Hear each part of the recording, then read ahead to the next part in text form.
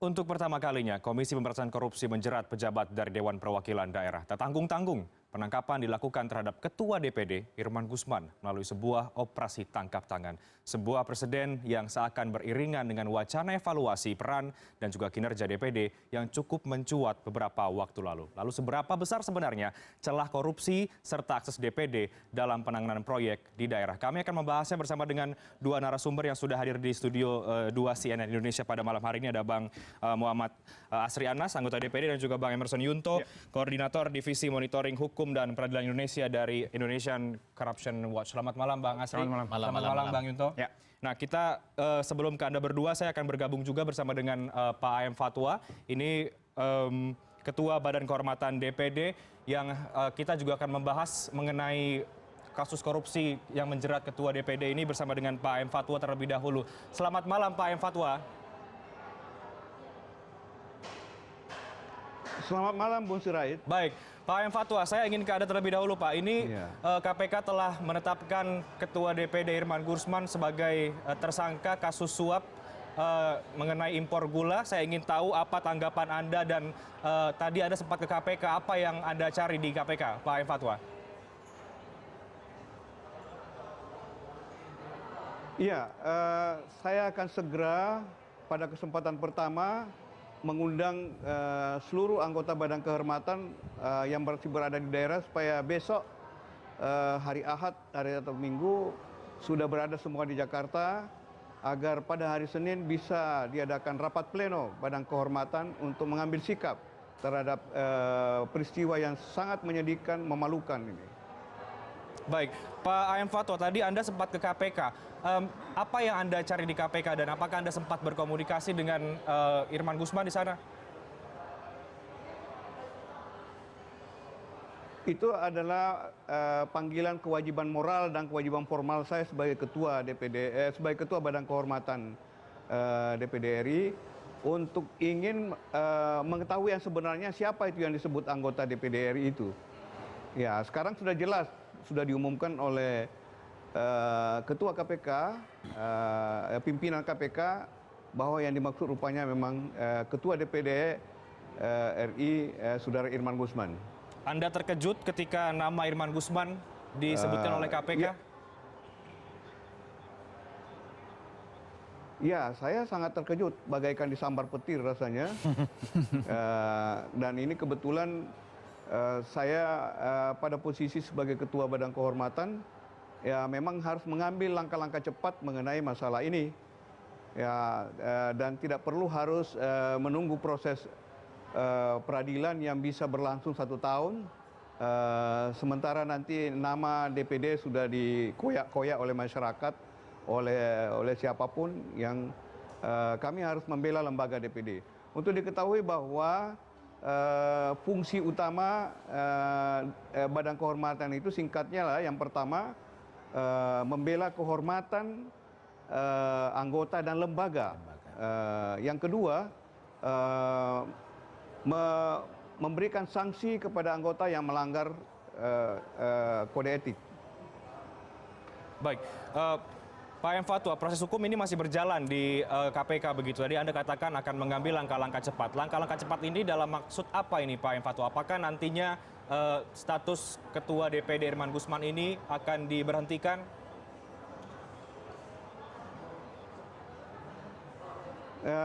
Itu langkah-langkah yang harus kami ambil, ya tentu mengadakan rapat pleno. Dan mungkin kami akan mengundang narasumber, paling tidak 2, untuk memberikan suatu penjelasan bagaimana mestinya pengalaman, menurut pengalamannya. Ya misalnya Prof. Mahfud itu di samping ahli hukum tata negara juga adalah mantan ketua MK yang pernah memberhentikan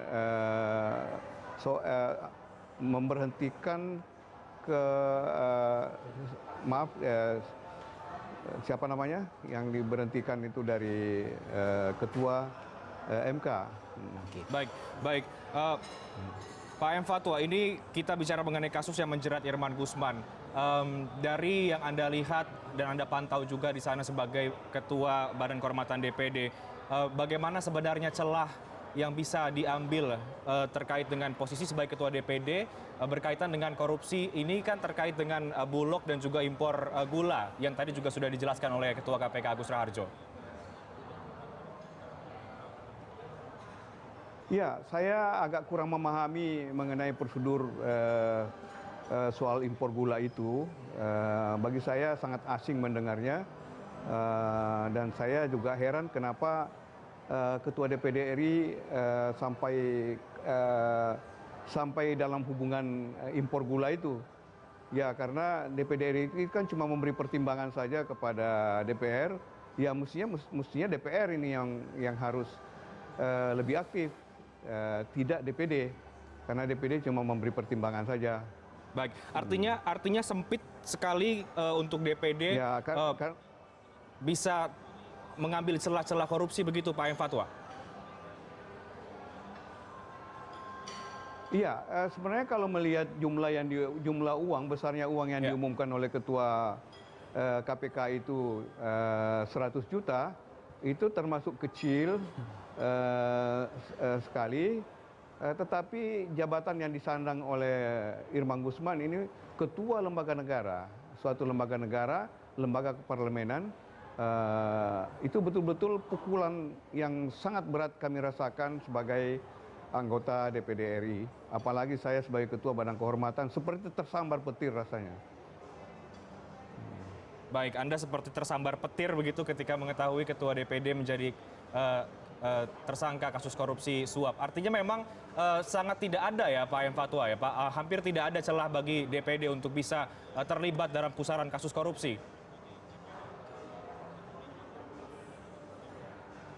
Ya, ini mungkin menyangkut peran dan jabatan seorang Irman Gusman.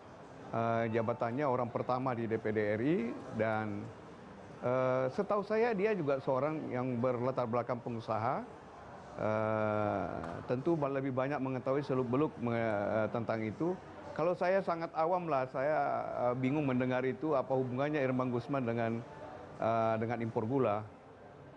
Baik, terima kasih Pak M. Fatwa.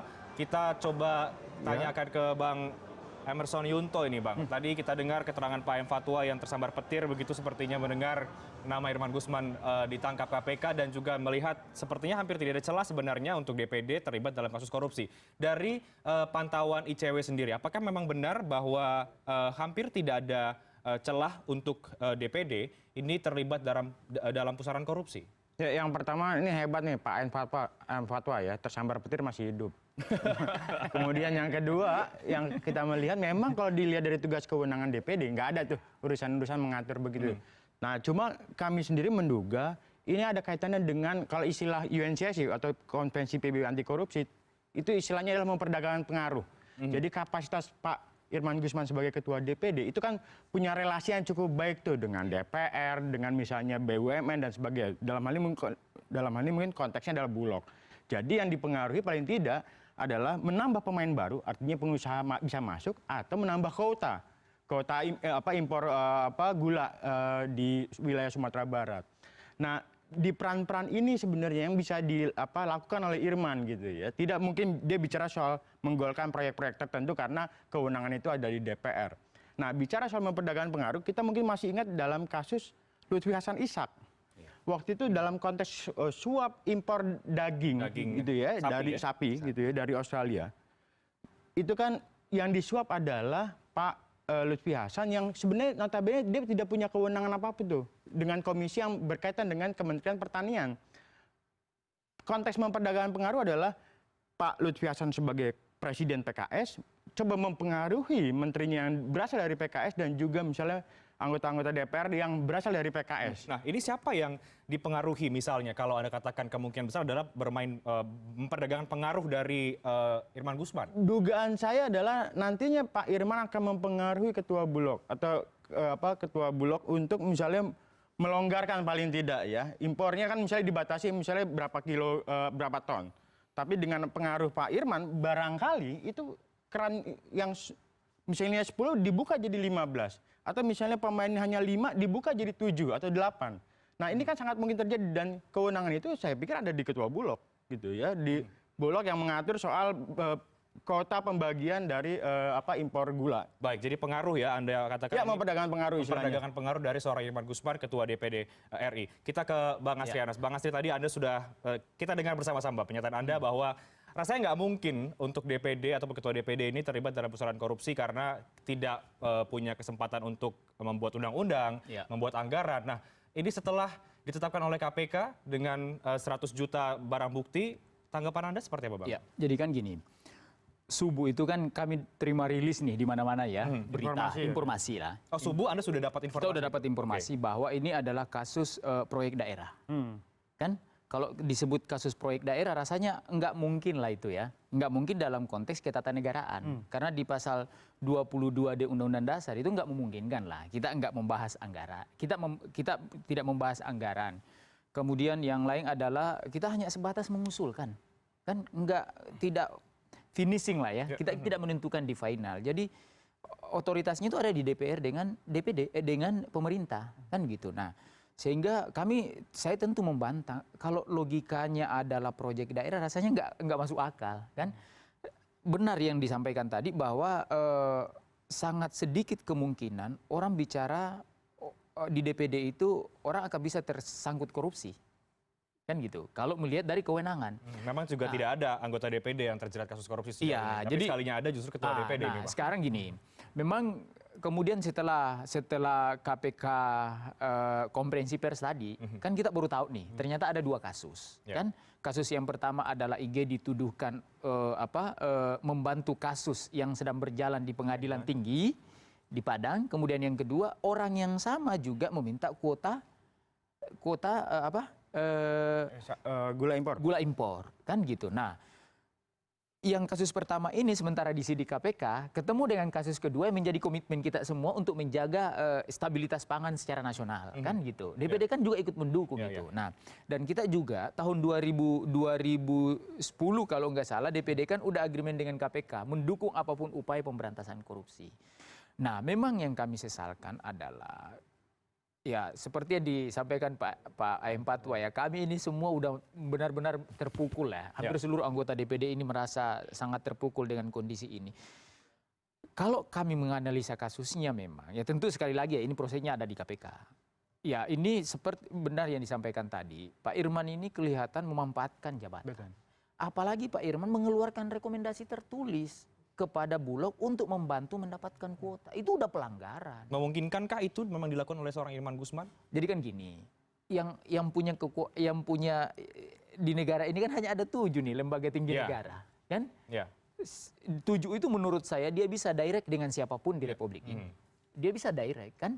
Artinya terlepas dari kewenangan DPD, tetapi menurut saya memanfaatkan jabatan sebagai ketua itu dengan yang bisa berdampak terhadap korupsi, penyogokan dan lain sebagainya, tetap salah. Baik, Bang Astri, kita tahan dulu. Jadi sampai mengenai pemperdagangan pengaruh begitu ya, yang kita analisis dalam diskusi kita pada malam hari ini. Kita akan kembali lagi usai jeda dengan perbincangan mengenai apa sebenarnya celah dari DPD sehingga bisa melakukan korupsi terkait dengan operasi tangkap tangan KPK terhadap Ketua DPD Irman Gusman. Tetaplah bersama kami di Prime News.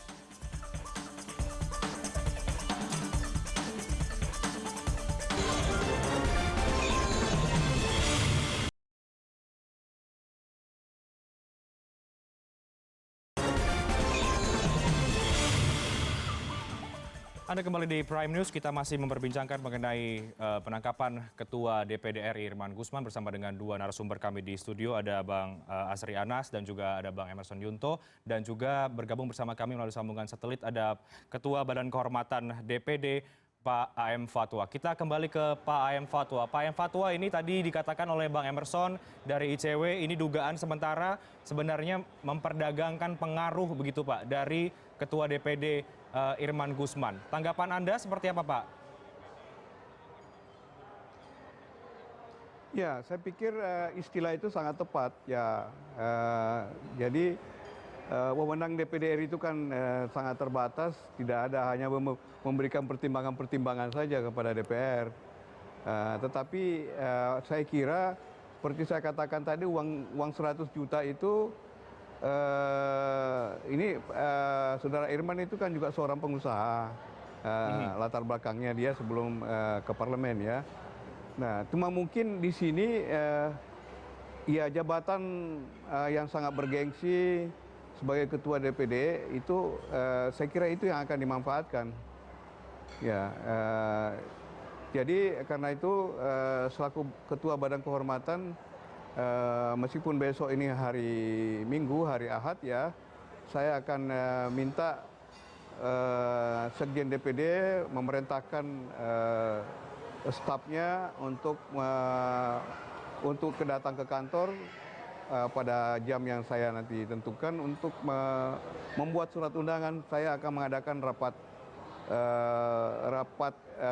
rapat pleno Badan Kehormatan hari Senin.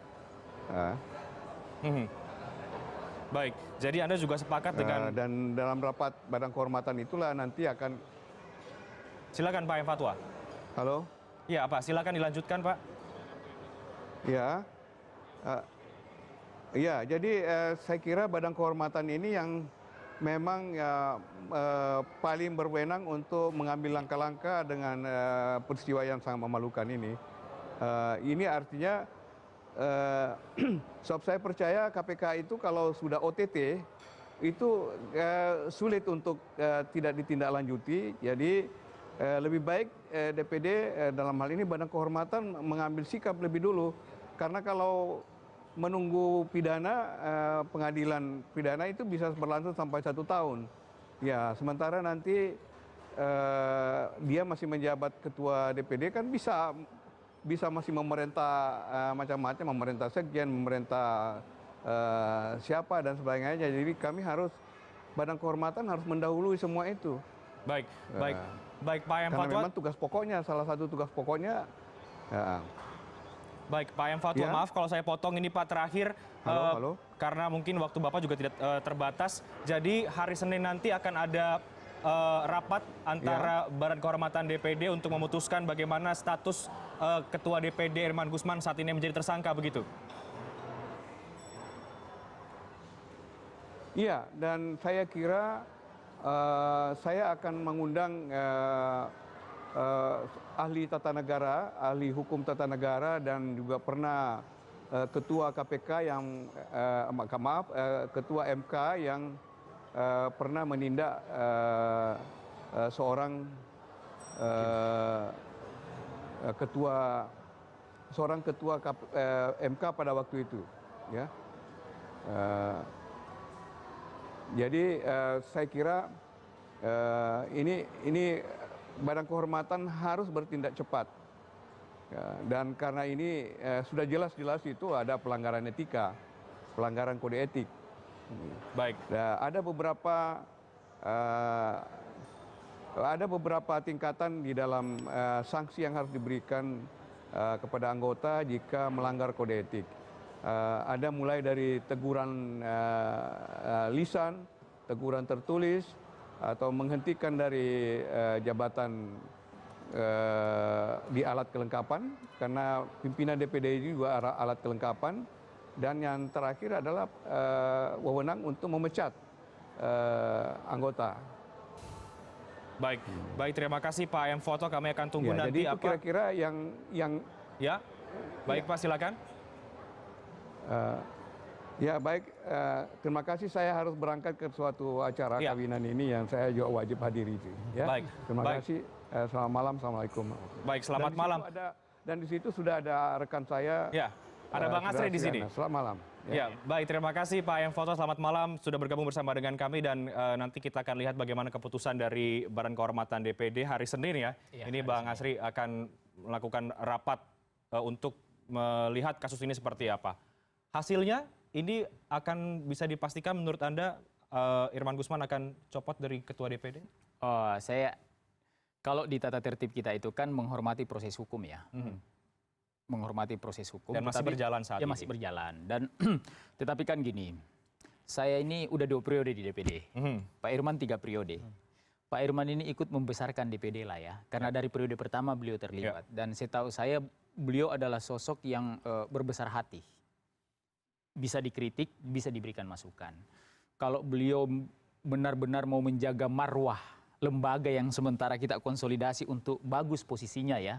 Karena kan banyak orang terlepas dari kewenangan DPD yang lemah, tetapi kan banyak masyarakat yang berharap DPD ini bisa menjaga citra parlemen lah dengan bagus. Iya, tadi sudah dikatakan Pak Fatwa terkoyak-koyak ini karena kasus Irman Jadi Gusman ini. saya sih ya melalui kesempatan ini ya ingin menyerukan kepada Pak Irman. Ada pengacara dan mungkin kami juga akan ketemu dengan beliau. Kalau menjaga marwah lembaga ini yang terbaik menurut saya adalah beliau meletakkan jabatan. Fokus pada proses hukum yang dihadapi.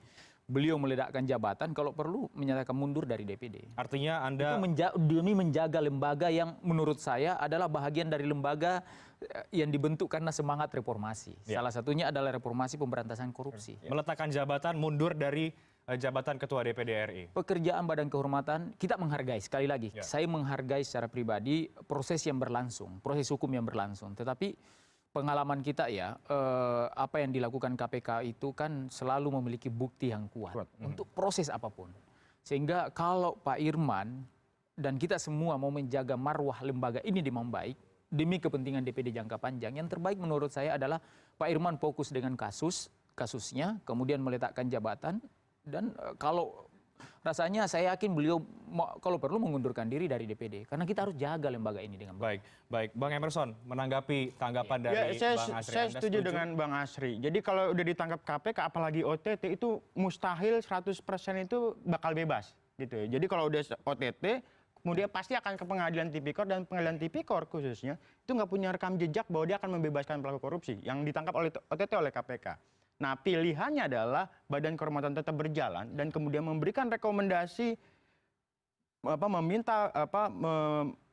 meminta pemberhentian dengan hormat, dengan tidak hormat bahkan ya dalam kasus Irman Gusman, dan kemudian mensegerakan proses pemilihan ketua DPD yang baru. Karena apa? Karena lagi-lagi citra DPD ini jadi buruk di mata publik. Kalau prosesnya berlarut gitu ya, kemudian Pak Irman juga tidak legowo misalnya mengundurkan diri, publik akan nggak percaya tuh dengan DPD. Dan kemudian kan yang berkembang di media sosial kan mulai ada wacana bubarkan DPD karena dianggap tidak punya kewenangan, kemudian terjerumus dalam perkara korupsi. Nah, pilihannya Badan Kehormatan menurut saya tidak perlu menunggu proses hukum selesai, tapi dengan OTT dan juga melihat dari presiden yang ada ketika seorang itu di OTT oleh KPK dan tidak akan mungkin lolos di pengadilan, ya pilihannya adalah DPD mengambil tindakan yang keras atau Pak Irman. Tidakkah itu mengenyampingkan hak Irman Gusman, Bang Emerson, karena ini masih berjalan status ya lagi-lagi ini cuma sekedar menunda-nunda aja gitu ya, bahwa betul ada proses hukum yang artinya kita menghormati proses hukum, tapi melihat dari pengalaman yang ada, nggak ada pun satupun pelaku yang lolos gitu ya. Ya lagi-lagi tadi DPD ingin tersandera dengan persoalan Irman Gusman atau ingin menyelesaikan kembali persoalan-persoalan ini dan kemudian kembalikan citra DPD di mata publik. Citra yang saat ini juga dipertaruhkan. Bang Emerson, kita kembali membahas mengenai celah-celah anggota DPD untuk melakukan korupsi. Tadi Anda katakan ini besar kemungkinan hanya memperdagangkan pengaruh begitu. Kita kesampingkan dulu pengaruh itu misalnya Bang Emerson. Adakah secara konstitusional bahwa memang DPD ini punya celah di daerah misalnya untuk terlibat proyek-proyek tertentu? Kalau terlibat dalam proyek-proyek itu sangat mungkin ya. Artinya gini, DPD kalau di dalam konteks Jakarta orang akan bilang pengaruhnya apa. Tapi ketika di daerah itu masih sangat kuat. Dalam konteks Pak Irman Gusman itu kan ada 2 kasus yang dijaga. Pengadilan sama satu lagi adalah impor gula gitu ya. Dalam konteks pengadilan, Pak Irman sebagai ketua DPD itu sangat mungkin melakukan pertemuan dengan ketua Mahkamah Agung, melakukan pertemuan dengan misalnya pihak yudikatif gitu ya. Dia akan bilang bahwa ya orang ini kalau Anda bantu saya bisa promosikan Anda.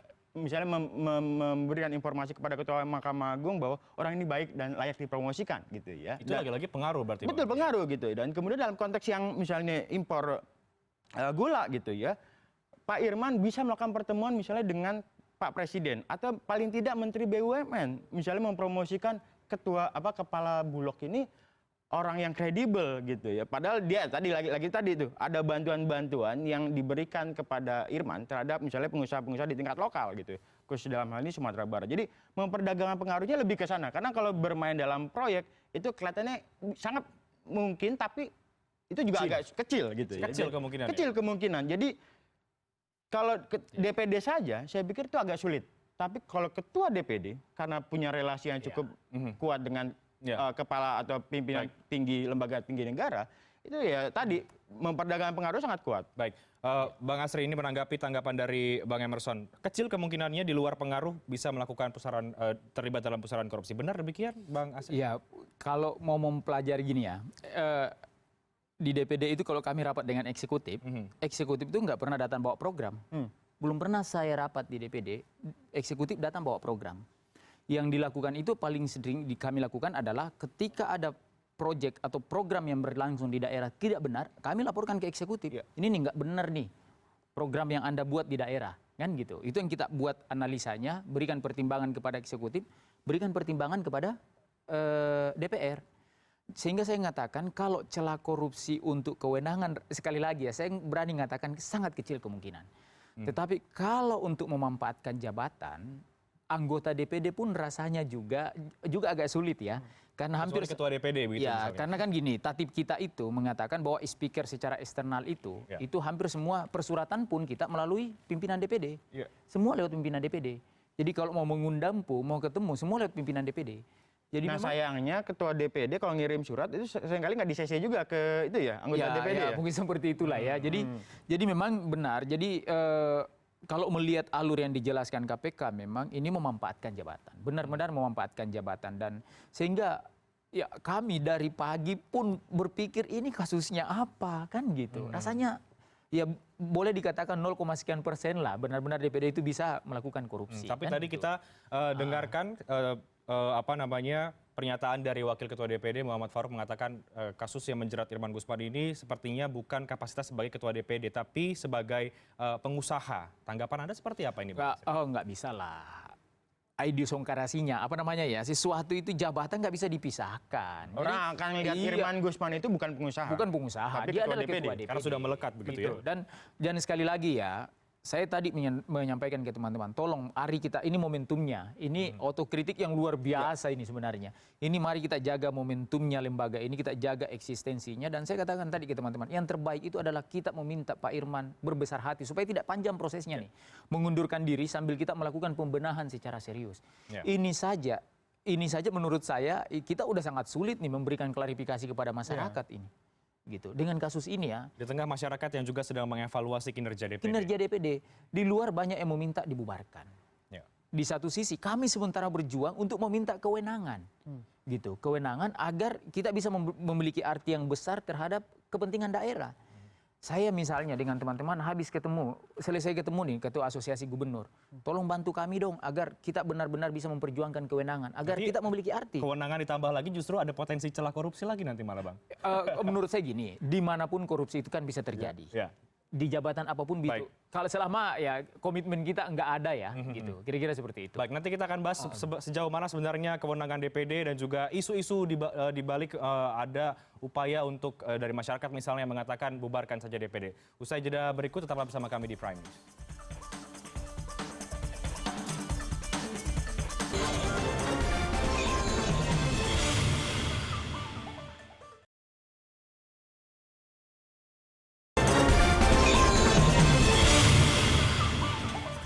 Anda kembali di CNN Indonesia Prime News. Kita masih memperbincangkan mengenai celah DPD terkait dengan kasus korupsi yang menjerat Irman Gusman, Ketua DPD yang tadi mengutip kata Pak AM Fatwa, ini tersambar petir begitu karena kaget sekali. Kita bahas lagi sejauh mana sebenarnya kewenangan DPD ini dalam fungsi di DPR, MPR dan juga DPD dalam satu instrumen demokrasi di Indonesia ini. Kita bahas lagi bersama dengan Bang Emerson dan juga Bang Asri Anas. Kita ke Bang Emerson dulu. Bang Emerson, Presiden ini ditangkapnya Ketua DPD hari ini ditetapkan sebagai tersangka. Apa dampak yang paling signifikan yang akan dirasakan oleh DPD? Ya, ini sudah jatuh tertimpa tangga ya. Publik pertama mempertanyakan soal apa kinerja DPD dalam konteks kenegaraan, apa kinerja DPD dalam konteks memperjuangkan masyarakat di daerah, itu nggak kelihatan tuh.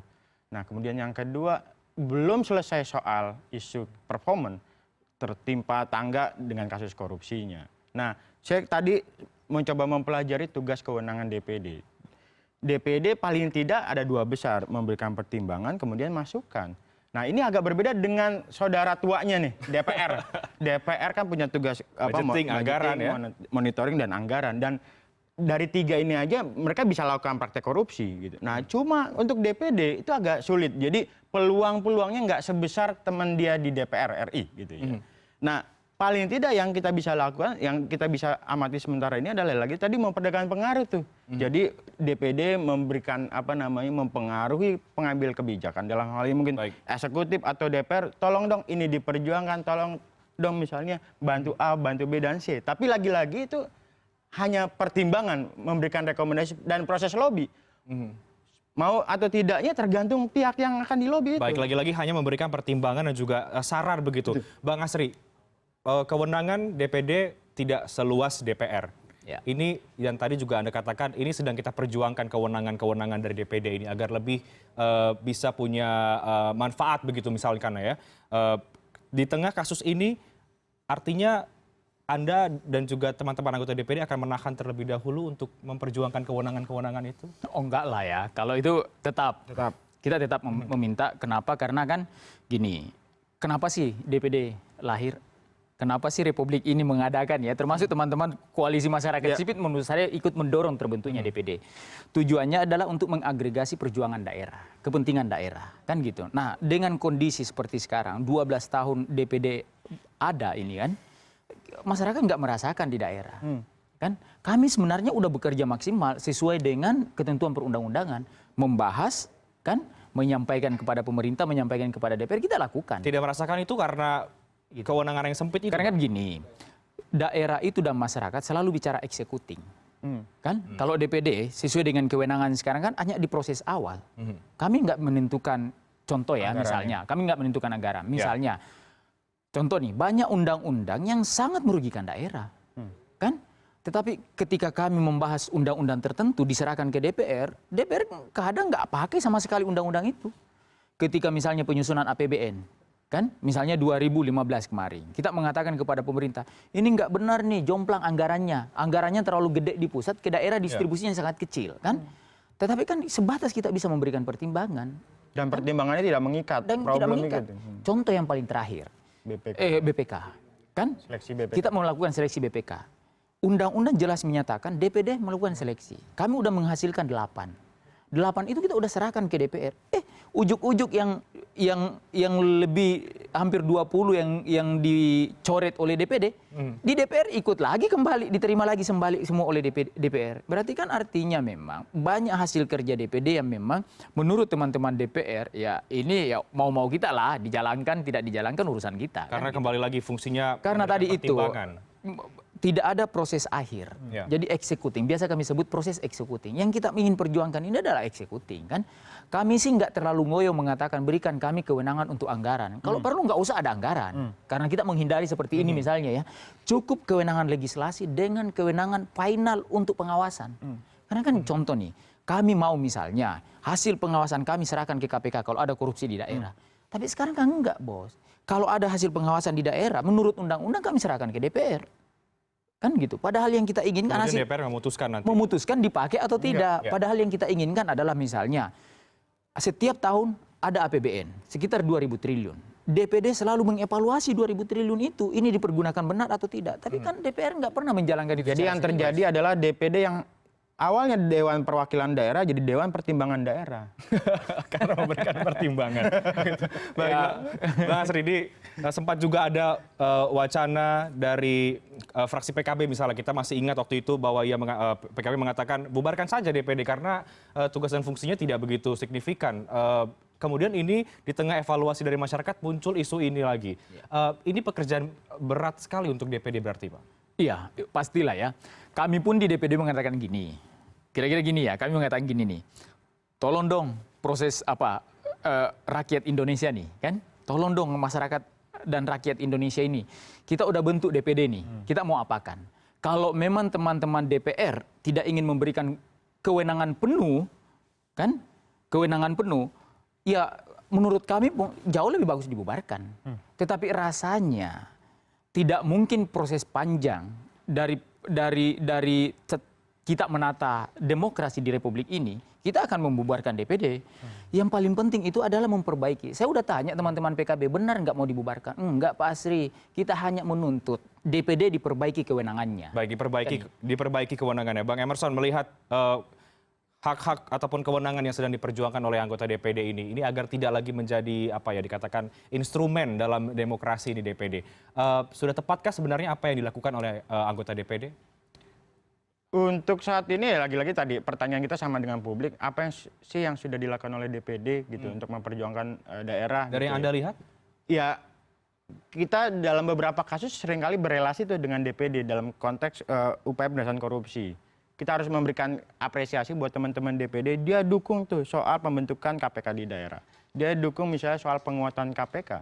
Bahkan yang agak ekstrim, Pak Irman Gusman itu setuju koruptor dihukum mati gitu ya. Nah, ini yang sebenarnya bisa kita manfaatkan atau maksimalkan, walaupun memang ada juga pertanyaan-pertanyaan yang agak sinis. Memang DPD bisa diharapkan, nah gitu ya. Nah tapi paling tidak dengan kewenangan yang ada, ini kan bisa memberikan pengaruh tuh bahwa DPD sebagai lembaga tinggi pun punya komitmen anti korupsi dan dia bisa mempengaruhi sebenarnya teman-teman di DPR. Misalnya kemarin revisi undang-undang KPK gitu ya, DPD menyatakan juga dukungan menolak revisi undang-undang KPK gitu ya. Pak Irman juga, kita waktu itu sempat ketemu dengan Pak Irman. Sayangnya lagi-lagi tadi dengan kewenangan yang sangat terbatas, performanya juga seringkali dipertanyakan publik, tersandung dalam kasus korupsi.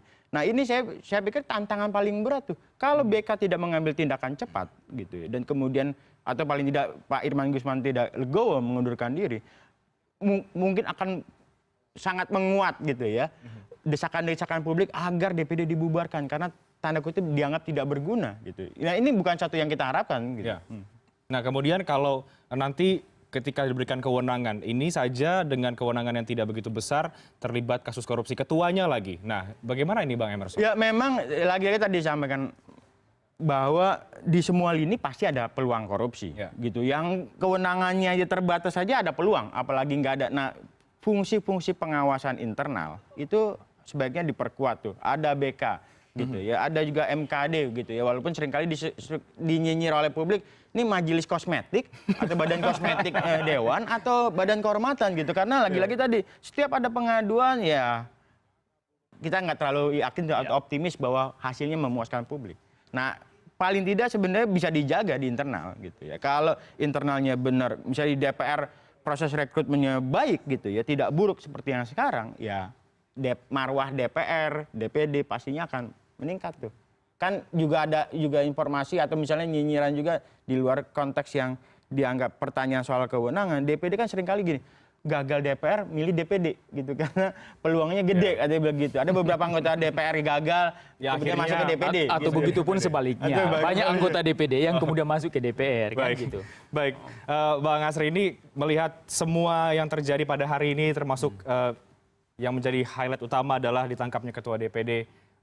Apa yang bisa Anda sampaikan untuk DPD juga ke depannya dan nantinya proses ini masih akan panjang, terlebih tadi Anda katakan kami sedang memperjuangkan kewenangan-kewenangan yang agar lebih besar lagi.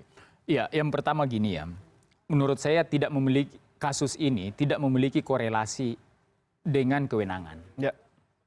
Kalau menurut kami, saya pribadi nggak memiliki korelasi dengan persoalan kewenangan. Karena kalau itu kan hampir semua kita mengatakan nggak mungkin kan. Tetapi memanfaatkan jabatan itu ternyata masih ada celah. Berarti di tingkat internal kita harus ada pengawasan secara serius. Kasus seperti ini nggak boleh lagi terjadi kan gitu. Nah kemudian yang lain adalah tentu kami meminta kepada masyarakat kan. Kasus ini kan menjadi pukulan berat buat kami. Tetapi kan kita tidak boleh berhenti berharap banyak sama DPD. Apapun menurut saya DPD bisa menjadi salah satu lembaga yang bisa mengagregasi dengan kuat kepentingan daerah. Kami secara serius bicara tentang gimana sih caranya agar desa itu bisa diperhatikan. Beberapa isu-isu penting sekarang kami garap di DPD. Misalnya isu desa. Kan gitu. Kalau misalnya komitmen pemberantasan korupsi kan teman-teman udah tahu lah. DPD ini komitmen. Ketika banyak yang meminta KPK dibubarkan, kami membentuk kaukus anti korupsi. Kan gitu. Kita berkomitmen datang ke KPK untuk mendukung itu. Berarti jangan diragukan secara institusi bahwa DPD ini tidak mendukung pemberantasan korupsi. Kan gitu. Nah kemudian yang terakhir adalah sekali lagi, saya tentu sangat berharap ya, agar prosesnya lebih cepat. menjaga marwah DPD sekali lagi, saya mau meminta sih sebenarnya kepada Pak Irman berbesar hati lah. Kita harus jaga ini lembaga. Lebih bagus mengundurkan diri, BK juga tetap bekerja dengan bagus. Kenapa? Karena kan kalau menunggu proses hukum ya dengan berkekuatan tetap, menurut saya ini bisa berlarut-larut. Dan ini bisa menyandra DPD dalam tugas-tugasnya setiap saat. Gitu kira-kira. Baik, kalau dari Bang Emerson seperti apa Bang? Anda melihat apa yang Anda tarik dari kejadian ditangkapnya Ketua DPD pada hari ini? Iya, posisi ketua atau pimpinan lembaga ini posisi yang sangat riskan ya. Di luar DPD ada Ketua Mahkamah Konstitusi yang kita juga pernah amati dan celakanya dihukum seumur hidup. Nah ini yang saya pikir harus dijaga betul bahwa proses-proses rekrutmen di internal itu juga harus memperhatikan soal aspek integritas tuh. Kalau ada isu soal konflik kepentingan dan sebagainya, ini sedapat mungkin tuh ada deklarasinya, ada penyampaian bahwa saya punya isu soal konflik kepentingan, mungkin berkaitan dengan bisnis, kalau misalnya ketuanya punya latar belakang sebagai pengusaha. Nah di luar itu, yang perlu juga jadi perhatian adalah ya KPK sudah menunjukkan performa yang cukup baik dan itu harus didukung termasuk oleh teman-teman di DPD deh. Jadi KPK secara tidak langsung adalah membantu DPD untuk membersihkan benalu atau misalnya duri dalam daging dalam hal ini praktek korupsi di DPD. Dan ini harus didukung oleh semua pihak termasuk DPD dan kemudian KPK proses hukumnya harapan kita tidak hanya sekedar membongkar, tapi menuntaskan siapapun yang diduga terlibat, entah itu BUMN, entah DPD, entah siapapun, itu harus diproses secara hukum. Tapi besar kemungkinan bahwa ditangkapnya Irman Gusman ini karena kapasitas sebagai Ketua DPD yang memperdagangkan pengaruh lagi-lagi. Dugaan kita begitu. Jadi karena pengaruh dia sebagai Ketua DPD, orang akan ngeri tuh kalau ngelihat dapat surat berlogo Garuda gitu ya. Iya. Dewan Perwakilan Daerah. Ada pin Garuda. Pin Garudanya gitu. Baik, singkat waktu kita tapi terima kasih sudah mau hadir di Prime News Bang Emerson Yunto dari ICW dan juga Bang Asri Anas anggota DPD. Terima kasih, kita akan tunggu nanti bagaimana proses hukum yang berjalan terkait dengan ditangkapnya Ketua DPD Irman Gusman. Dan tetaplah bersama kami, CNN Indonesia Prime News akan kembali usai jeda berikut ini.